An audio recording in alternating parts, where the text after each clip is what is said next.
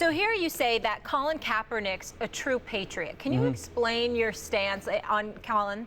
Yeah, in the book I make a distinction, and I've heard Max speak about it and Stephen A. and you all talk about it, the distinction between patriotism and nationalism.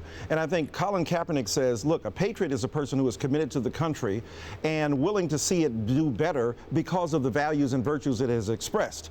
So a nationalist says, my country, right or wrong. I don't care what happens, I'm riding with this country and I will never criticize it. James Baldwin, the great author, said, I love this country more than any on earth. Therefore, I reserve the right to perpetually criticize it. And Colin Kaepernick was simply saying, I want to call America back to its founding ideals. Martin Luther King Jr., the night before he was murdered, in his arguably greatest speech ever, off the top of his dome, got up out of his sickbed and delivered a remarkable oration, said, America, all I ask is that you be true to what you said on paper. What Colin Kaepernick is asking America is to be true to what you said on paper. In that sense, I think he's a great patriot. I quoted you, and so did Stephen A., about nationalism and patriotism. Right. It was in an article on, where was it originally in the Undefeated. It was in the Undefeated, yes, that's what I thought. And supported Kaepernick in his protest at first. Right. But not to say that all protests must be perfect. But then he showed up with a Castro T-shirt, and then later on said he didn't vote because there was some equivalency between the candidates, and I felt that also did real damage. Yeah, the voting part. You know what?